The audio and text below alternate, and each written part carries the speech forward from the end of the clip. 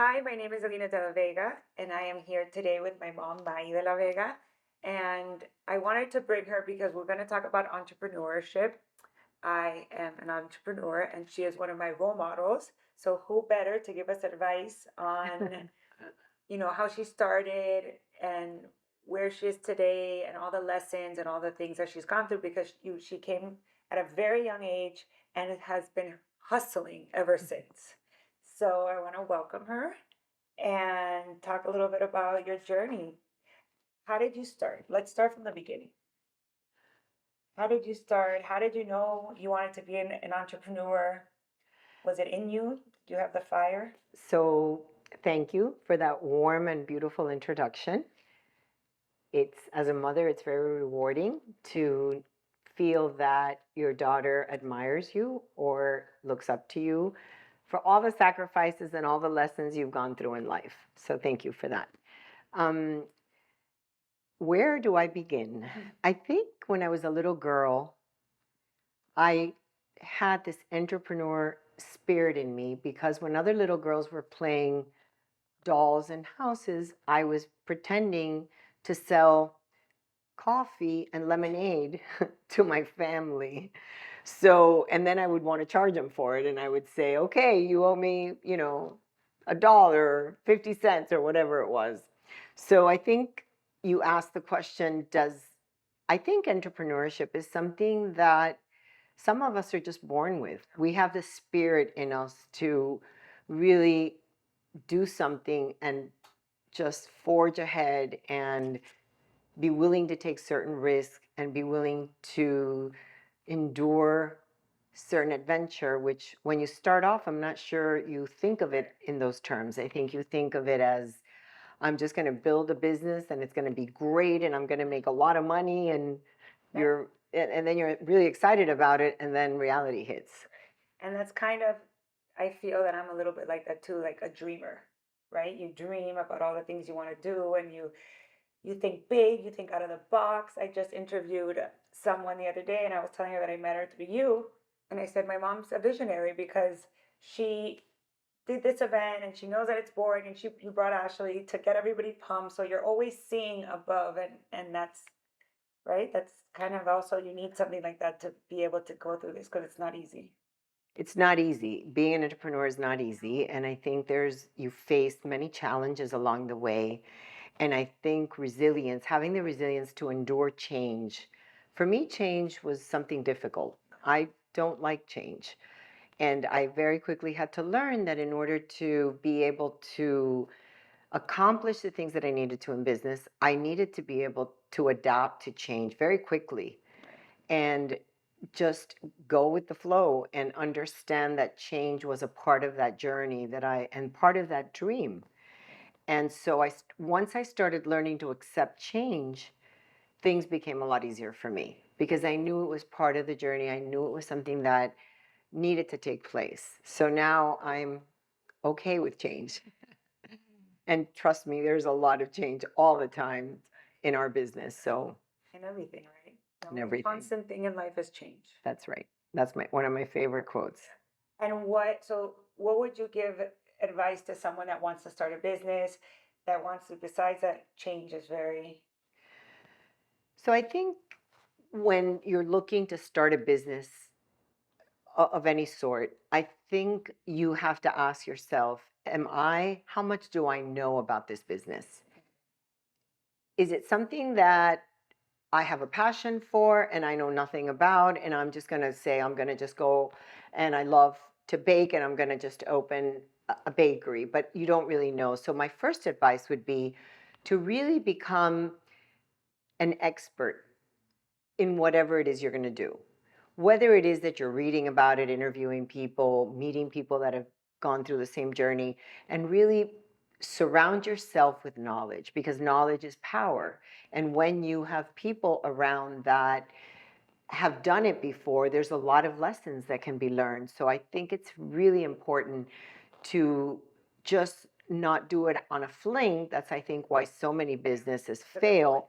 But I think it's really understanding the business in and out and understanding how that business really, really works. So I think that's, to me, one of the first advices that I would give someone, um, whether you're in technology, whether you're in retail. If you're in retail, you start off, are you a manufacturer? Are you going to create a product line? All The the aspects of that business. It's not just the pretty part of it. Right, it's not just the pretty part. The more you know, the more chances you have of being successful. Yeah, that's true.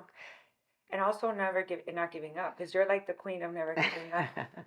And resilience and keep going. So also, pushing through the hard times. It's like I'm a Capricorn, so I'm like the goat that just goes and goes and goes no matter what the obstacles come my way. I always see the rainbow at the end of I was going to say, and positive. positivity.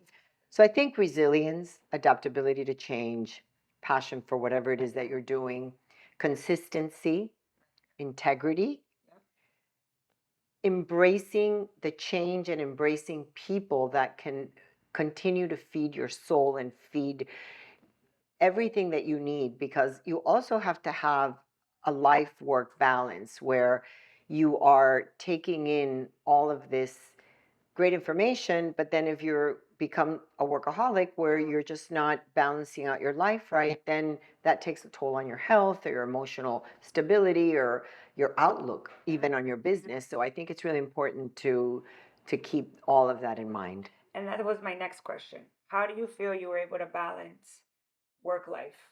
You don't.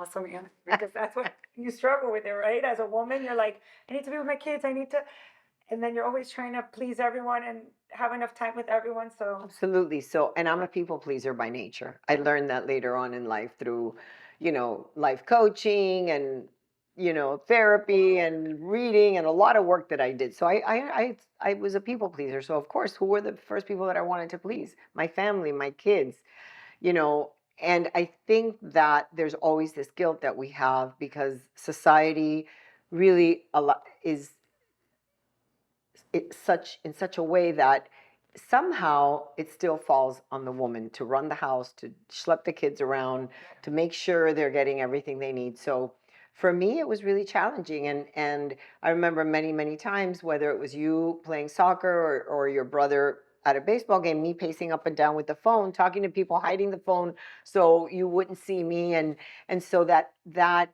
is something that is hard. It's hard to do as a mom, being, you know, in the car, you just pick up your kids from school and then you've got this call that is super urgent and then you're on the phone and it's almost like put the phone down, pay attention to them, and it can wait. This is not, you're not doing brain surgery.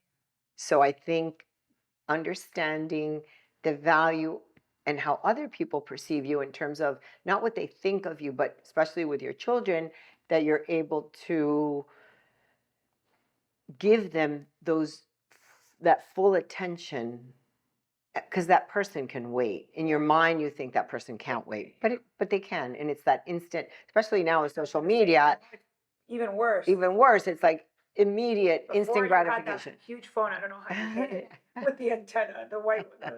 But yeah, so now it's harder because now Yeah. everything is on the phone and Yeah. they email and Yeah. the kids are always saying, "Oh, you're on the phone." I'm like, well, that also, and I remember it also allows me to be with them Right. at the same time. Exactly. So at the same time, I'm not in the office 9 to 5. I'm able to pick them up, but then it's like a double-edged sword, right? But then I have to be on the phone.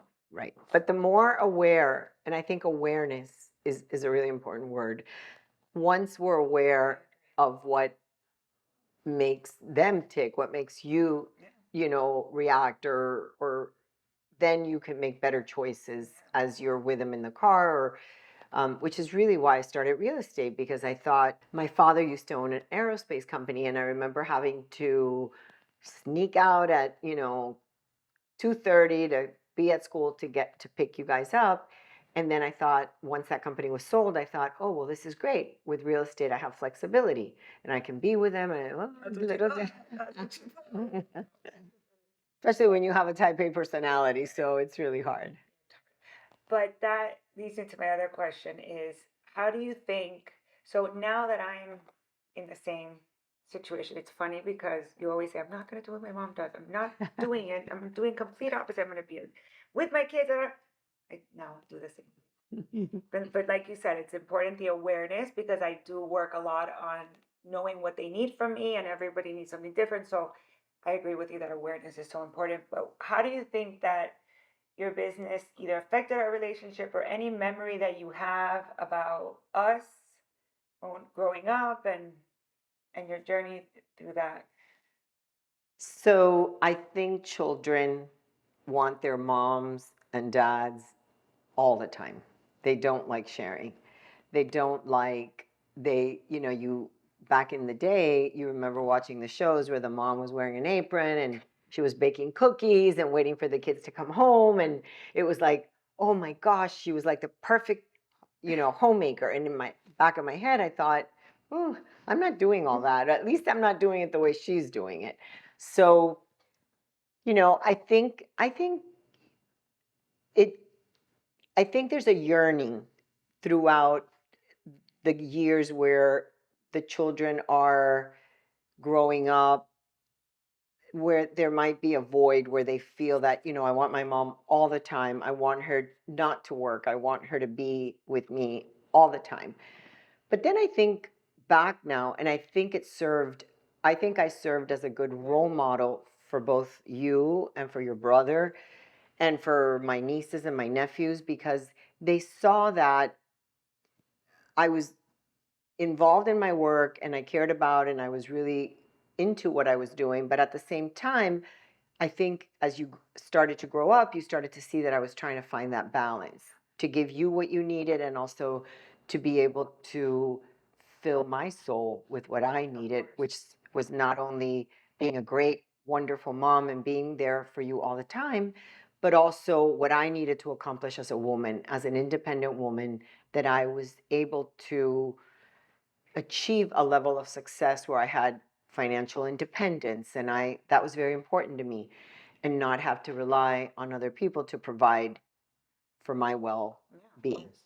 And it's funny because now when I'm doing this, I think it's more of what feeds your soul, right? So it goes back to entrepreneurship. It goes back to, I also feel that I was at 12 years old, I had a company with my friends, and apparently she said that I didn't pay the people, but I paid them.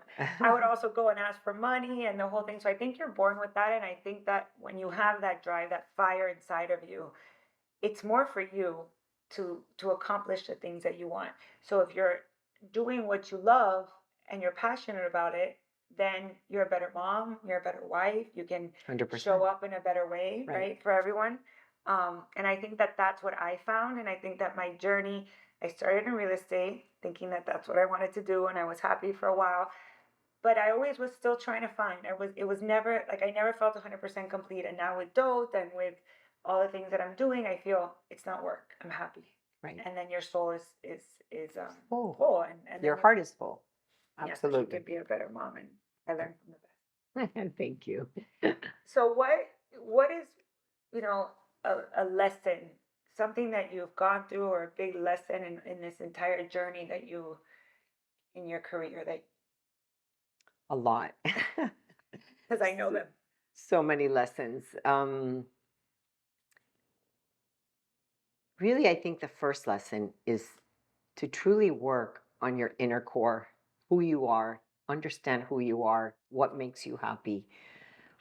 Putting business aside, just really living the dream, but for yourself. In other words, understanding the things in life that are important to you and working, consistent working, whether it's reading, whether it's a life coach, whether it's surrounding yourself by people, and just really opening up to the infinite possibilities in the world because the world is filled with beauty and it's also filled with tragedy and it's filled with, and I think from all of those different facets that we're exposed to, the more you read, the more you learn, whether you're reading about history or you're watching a Netflix or you're watching a movie or you're reading a great book, whether it's a novel or an autobiography. I think that overall, you have got to understand who you are and you've got to understand what makes you happy and what brings the most happiness. Like, I love to dance, I love to listen to music. And so for me, doing that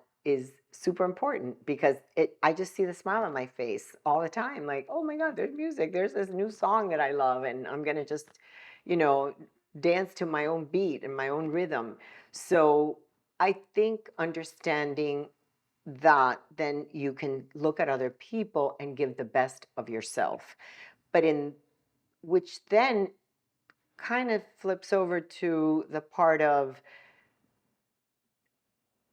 the entrepreneur, the business, helping others. I think when I started in this business, I think one of the greatest success, why I had a lot of success, is I never truly, truly did it for the money. I was kind of broke, and I never really cared about how much I was going to make on each deal, because it was really about doing the right thing. It was really about serving that client, finding that right house. And it didn't matter. It didn't matter how much I made.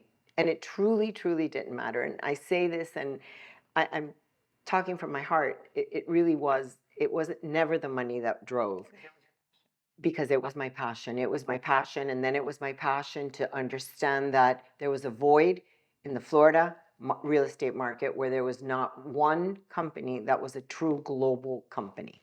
So that's why Sotheby's became so important, because I saw it was really more about